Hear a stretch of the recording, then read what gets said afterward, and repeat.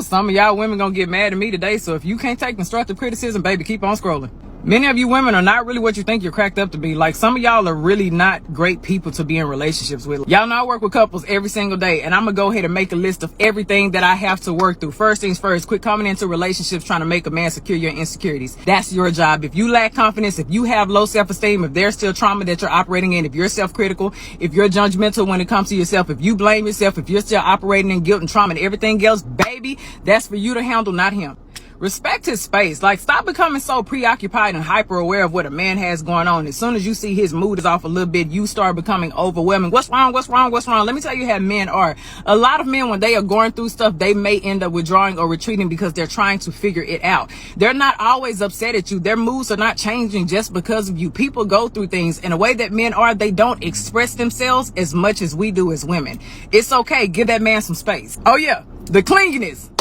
Clinginess is cute to an extent, baby, but once you become codependent and you're always getting jealous whenever this person goes out, and you become anxious whenever they're not around you, you start blowing up their phones or they gonna hang out with their friends, that is problematic, and you're gonna push them away. As much as many of you all don't want to believe it, it's absolutely okay for a man to admire another woman. As long as it is a quick look, boom, and he's not staring, and he doesn't have a wandering eye, and he's not impulsive, and he's not a cheater.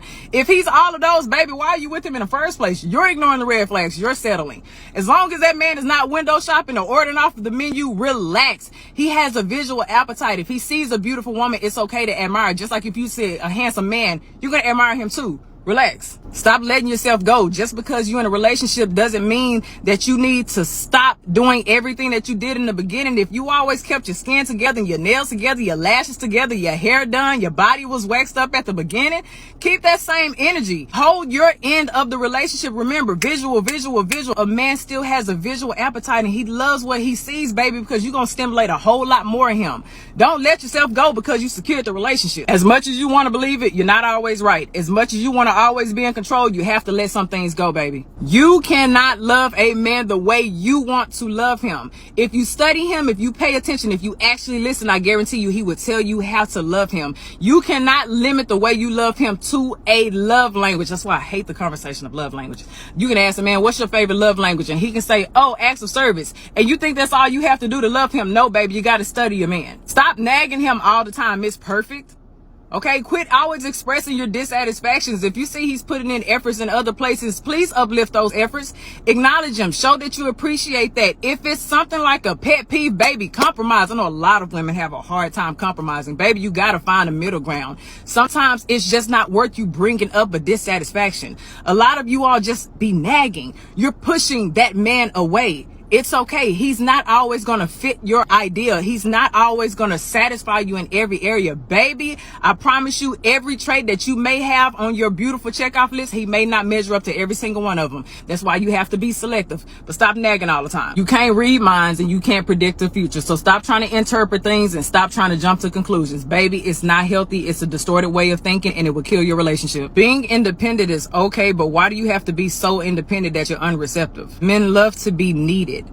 If you're so independent that you won't even allow him to help, what is he there for? Stop involving everybody in your relationship. I don't care if it's friends or family. They have no place to be in your relationship. So stop involving them. Their opinions do not matter. Their advice does not matter. They are not the person that you were sleeping with. Relax. You think you're doing something when you're comparing your man to everybody else. You're comparing your man to your best friend's husband, yada, yada, yada. And now he's pretending to be something that he's not. That's very uncomfortable for a man.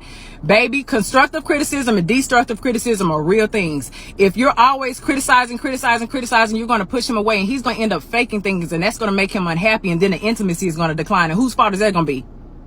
Yeah, because you were comparing. Many of you ladies are not the inspiration that you think that you are. I'm sorry to break it to you. If you're always operating in your comfort zone and you refuse to take risks and you lack intellectual intimacy, you don't go out there and try to learn new things, baby, you're not reaching new opportunities, you're always low in your confidence, you're not really inspiring this person. If this person is trying to grow, and you want to stay and you want to be on social media or on your phone and everybody else's business, and you're not really doing anything to add to his fruition, baby, eventually he's going to grow without you.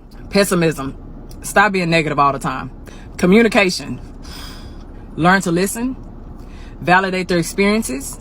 Don't interrupt. You know what? The list can go on. Just work on your communication, baby, okay? Now, I know some of y'all gonna get to the end of this video and be like, Look, if you want a healthier relationship, start taking criticism. Take each piece if it applies and let it apply. If it doesn't, then go on about your business. But if you want a healthier relationship, if you're dating, if you're a girlfriend, if you're a wife, whatever it may be, you want a healthy relationship, baby, take the criticism as constructive. Take it as a learning tool. Use it and change.